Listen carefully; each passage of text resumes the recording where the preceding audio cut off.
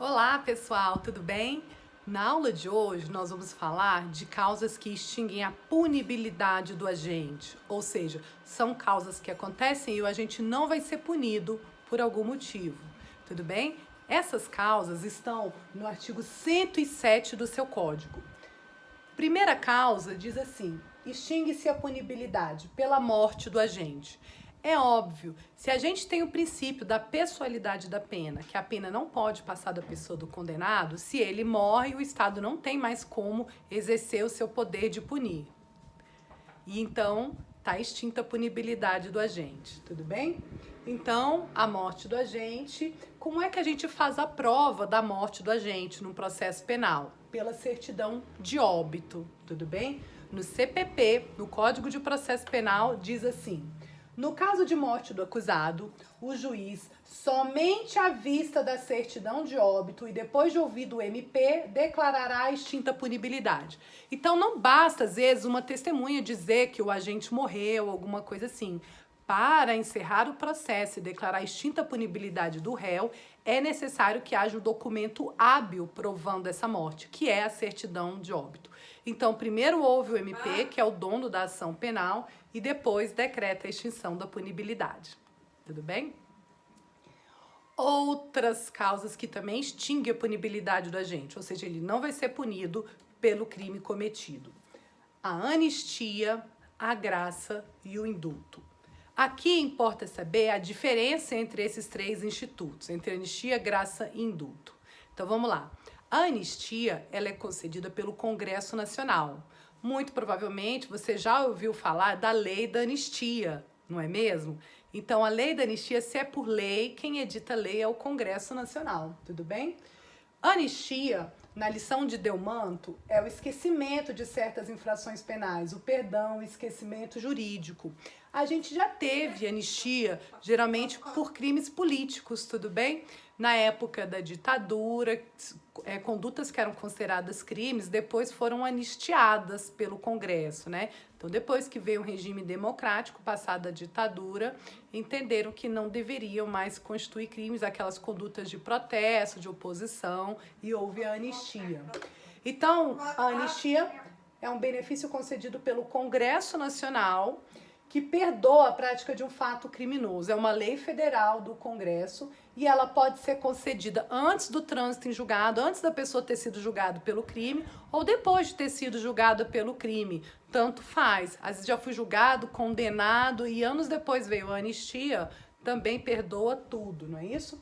Antes do trânsito em julgado, a doutrina chama de anistia própria e depois do trânsito em julgado de anistia imprópria. Ambas são formas de anistia, tudo bem?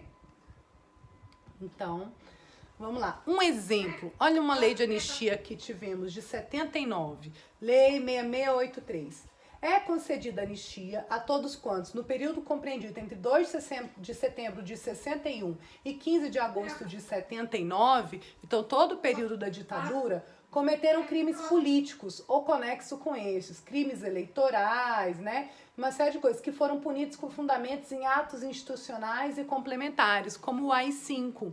Então, condutas que eram punidas, que o AI-5 considerava crime, depois da ditadura, no período democrático, não foram mais considerados crimes. Houve a anistia, né? Esse esquecimento. A anistia extingue todos os efeitos penais, principais e secundários do crime. Então, o réu deixa de ser reincidente, não passa a ter mais maus antecedentes criminais, o nome dele que estava no rol dos culpados não está mais, como se fosse zerado. Mas os efeitos civis, eventual indenização que ele tenha que pagar, esses persistem, tudo bem? Então, ele não vai ser considerado reincidente e a anistia é um benefício coletivo, é uma lei para um número indeterminado de pessoas, que a lei não sabe de antemão dizer todos que se enquadrarem naquele momento. Não é individualmente concedida a cada um. Vai analisar o juiz a situação de cada um para declarar, né, a anistia. Tudo bem? A graça e o indulto. A graça e o indulto são concedidos pelo presidente da República. E quanto à anistia concedida pelo Congresso Nacional, a graça e indulto pelo presidente da República. Graça é um benefício individual, com o destinatário certo. É como se fosse uma clemência, como se você fosse ao monarca, ao representante do Estado, fosse pedir um perdão a ele e ele concede a sua graça. O indulto já é coletivo. Provavelmente você já ouviu falar dessa palavra na época do indulto de Natal, no final do ano, quando algumas pessoas são indultadas, seus crimes são perdoados ou elas têm algum benefício, como uma saída temporária, uma redução de pena. O indulto é qualquer espécie de benefício, inclusive até o perdão também, né? Do beneficiário. Já o indulto é coletivo, o beneficiário nem precisa pedir, o presidente, como uma praxe, ele concede todo final de ano. Já houve também o indulto dos Dias das Mães, para que as mulheres presas ou as avós pudessem sair para ver seus filhos e netos, né? Então, o indulto, ele é de ofício, não depende de requerimento, ele é coletivo, para todas as pessoas que se enquadrarem naquela situação, todas as mães, todas as avós, né? E a graça não, como ela é individual, ela depende de um pedido do beneficiário. Vocês se recordam de um caso de brasileiros que traficaram drogas na Indonésia e foram condenados à pena de morte? O Estado brasileiro interveio, foi pedida a graça ao soberano daquele país para que não executasse a pena de morte, né? Já que no Brasil a gente nem tem esse tipo de pena, mas não foi concedida a graça a esses brasileiros, tudo bem? Seria um benefício individual, depende de requerimento. Já o indulto, ele é coletivo. Então, ambos, graça e indulto, são concedidos pelo presidente da República, só que eles apagam apenas a execução da pena, o cumprimento daquela pena. Os outros efeitos da condenação permanecem íntegros, ele continua reincidente, o nome dele está no rol dos culpados, a condenação permanece. É só a pena que ele não vai cumprir, tudo bem?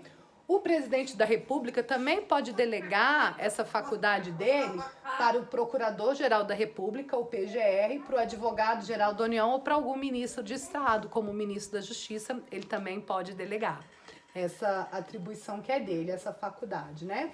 Então, aqui no Natal, né, tem o indulto natalino, tem o indulto no Dia das Mães, né? Acontece várias formas de indulto aí, é possível.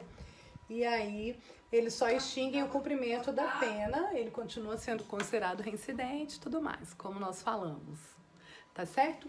Muito interessante, aconteceu no final de um ano aqui, do ano de 2017, teve um indulto concedido pelo presidente Temer e o indulto ele é concedido só para alguns crimes, outros crimes não dependem de indulto. Por exemplo, são insuscetíveis de graça, anistia e indulto os crimes hediondos e os equiparados a hediondo. Você se lembra dos hediondos? São todos aqueles que estão na lei dos crimes hediondos, no artigo 1º, porque o critério que adotamos para decidir se um crime é hediondo ou não é o critério legal, são aqueles crimes que estão na lei. E os equiparados são os 3 T's, se lembra? Tráfico, terrorismo e tortura. Todos esses crimes são insuscetíveis de graça, anistia e indulto. Então, o presidente não pode indultar, por exemplo, nem pode ser concedido anistia para alguém que praticou tráfico de drogas, nem terrorismo, nem homicídio qualificado, nem um roubo com porte de arma agora, né, que é considerado crime hediondo, um latrocínio, um estupro. Esses crimes muito violentos que são considerados hediondos são insuscetíveis de graça, anistia e indulto. Porém, outros crimes que são nocivos, mas de uma forma diferente desses, como corrupção, peculato, tráfico de influência, esses crimes não são considerados hediondos, então eles são suscetíveis de graça, anistia e indulto. E aí, no final do ano, o presidente Temer, usando dessa faculdade, ele concedeu um indulto muito amplo, que abarcava inclusive esses crimes, que na prática poderia equivaler a uma impunidade para os autores desses crimes que não são violentos, mas que de toda forma lesam grandemente a nação. E aí, num controle de constitucionalidade desse indulto, o ministro Barroso do Supremo suspendeu a eficácia dele, né? Então, parcialmente para que não consistisse esse indulto num salvo-conduto para todas as pessoas, inclusive os condenados por crimes de colarinho branco, que não são hediondos e que poderiam ser indultados. Então, o ministro Barroso, ele limitou a concessão desse indulto. Então é muito importante saber quem concede anistia, graça e indulto. O primeiro é o Congresso Nacional, é por meio de lei. Os outros dois é o presidente da República. O indulto é por decreto, que o presidente edita, e a graça ela é individual e depende de requerimento. Não se esqueçam disso. O que os três têm em comum é que ambos extinguem a punibilidade do crime, ou seja, não vai cumprir a pena, estão anistiados. Se já tiver cumprido, aí tudo bem, não tem muito o que fazer. Tá certo?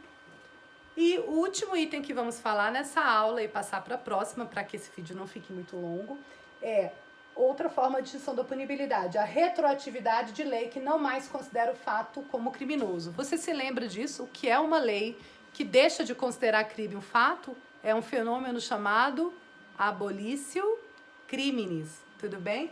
Você aprendeu a abolitio criminis, uma conduta que outrora era considerada crime, agora deixa de ser considerada crime, por exemplo, o crime de adultério, então extingue todos os efeitos. Quem tiver sido condenado por esse crime de adultério não vai cumprir pena, nem nada. Olha o que o Código Penal fala sobre a abolitio criminis no artigo 2º.